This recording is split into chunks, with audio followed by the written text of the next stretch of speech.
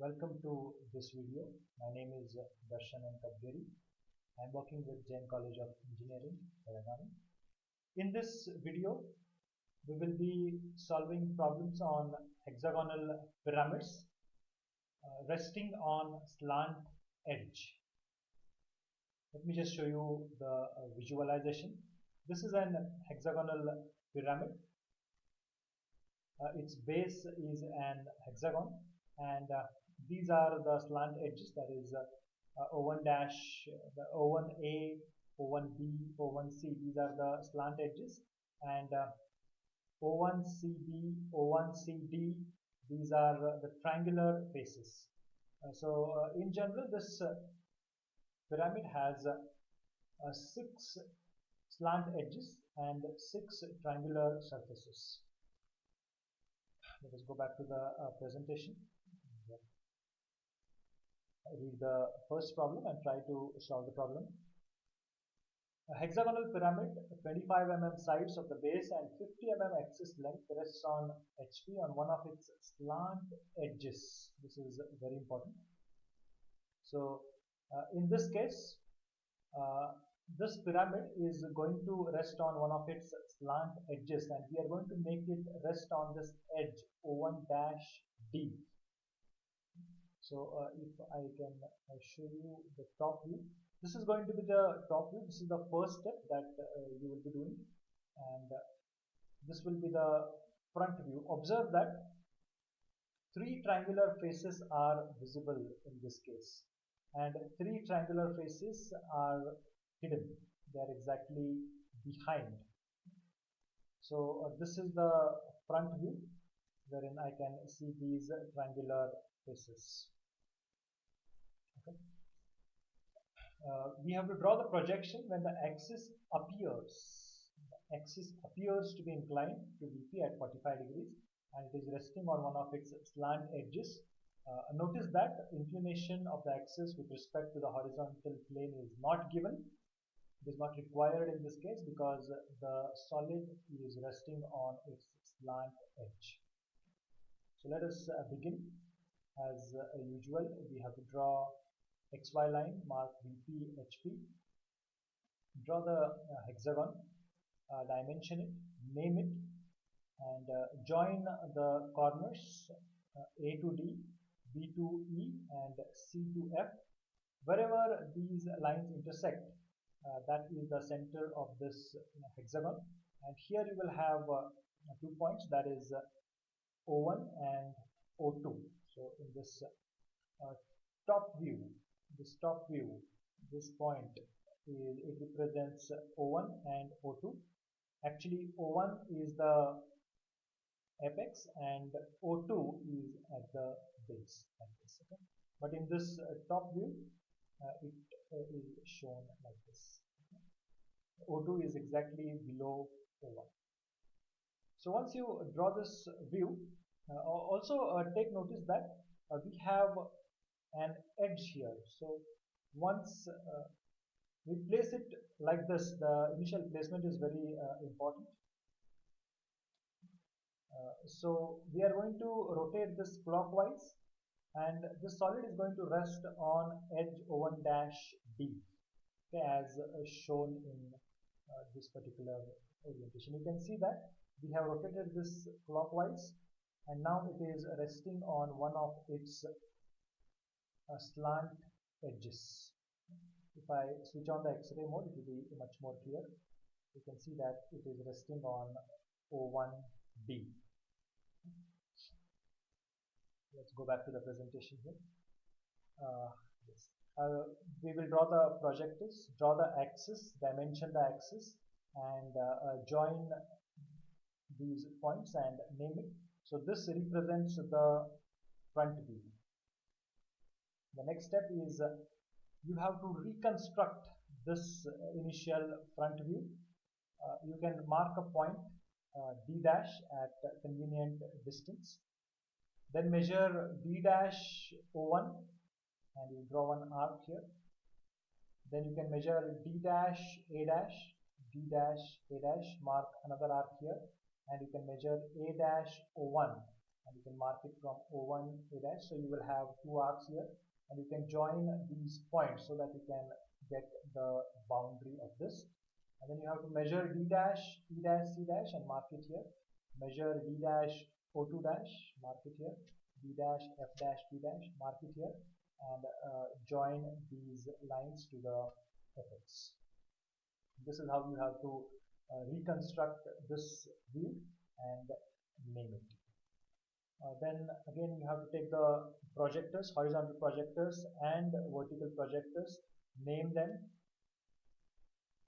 In this case, it is quite obvious that the base is visible. What I insist is to spot the hidden lines. First thing that you do is you always join the boundary lines. Boundary lines are always visible. Notice that A dash is the nearest point. A dash is the nearest point to the observer. So the observer is here. So you see from here, A dash is the nearest point to the observer. It is more clear in this particular view. So if you see from here, you are seeing A dash is the nearest point. So whatever is starting from point A dash, let's go back to the presentation. From point A, you can see that AB, AF and AO1 are starting. So AB, AF and AO1 are starting, and all of these lines will be continuous because they are starting from this nearest point, and the base is visible to us as we can see in this view. The base is visible, and these edges are also visible.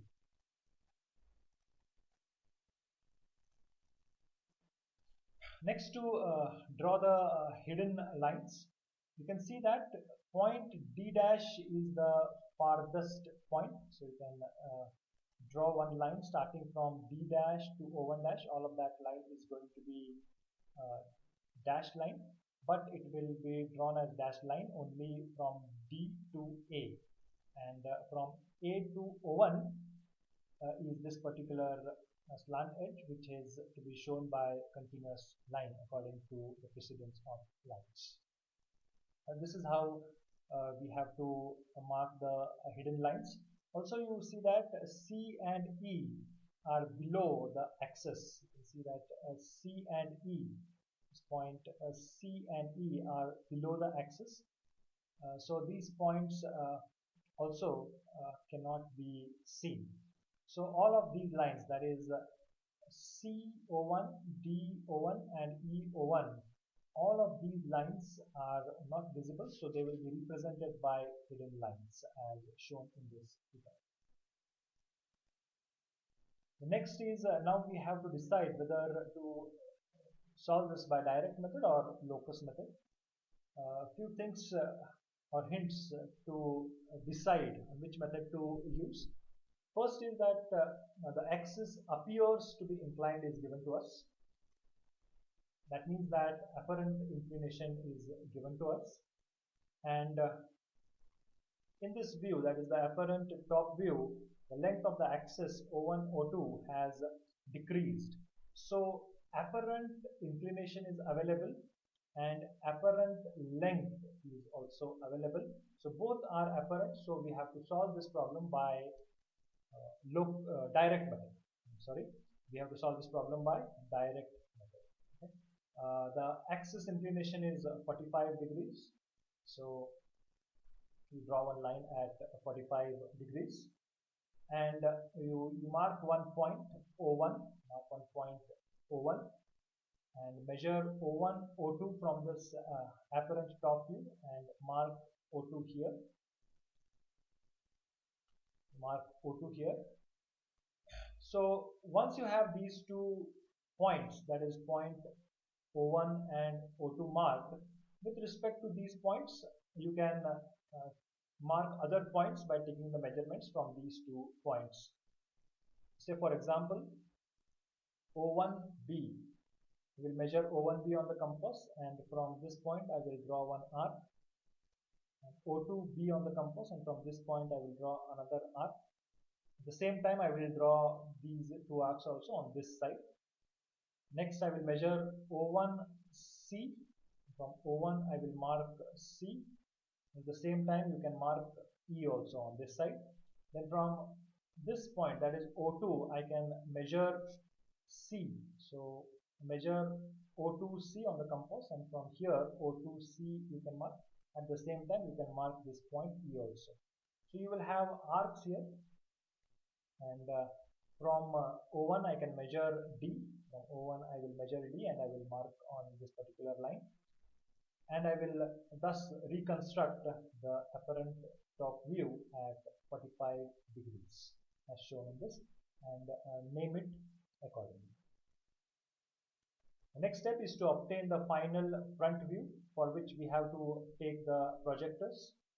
So you take all the projectors from all the points as seen in this particular slide, and spot the base. This is important, spotting the base.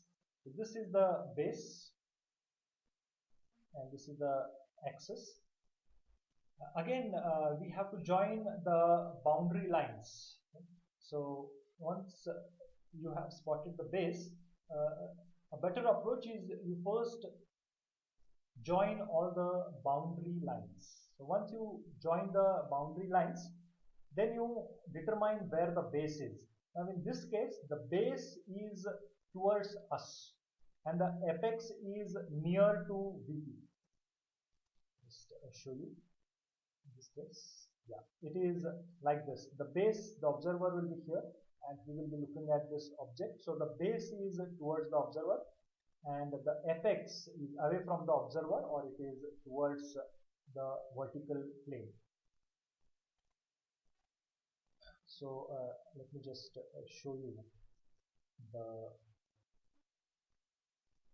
front view of this, so you can see that the base is visible. Boundary lines are always visible. So the first step is join all the boundary lines and you spot the base. So once you have spotted the base, as in this particular slide here, next we have to determine which faces are visible and which are not visible.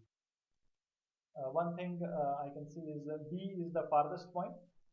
So whatever is starting from this point B will be hidden except for the boundary lines. So what is starting from point B? BA, BC and BO1. So BA, BC and BO1. Okay. BA and BC are drawn as continuous lines because they are part of the boundary, and only line remaining is BO1, which has to be shown by this dashed line because it represents the hidden edge. Also you will see that this point or this triangular face, that is A dash, F dash, O dash, is behind. Be more clear in the visualization here. Yes, here A dash, F and O dash, it is behind. So this edge A dash O1 dash is A O1 dash is going to be hidden. Okay. Similarly, you will see that this face, that is O1 DC, is also behind. So all these faces, that is O1 FA, O1 A dash B dash, O1 dash A dash C dash, O1 dash C dash D dash, they are behind behind the base. So all of those faces, the triangular faces, will not be visible to us. So you can see that all those faces are not visible to us. The base is completely visible and only these two triangular faces are visible to us. So this is the complete solution. This has to be solved in the grid sheets which have already been uploaded on the. Thank you.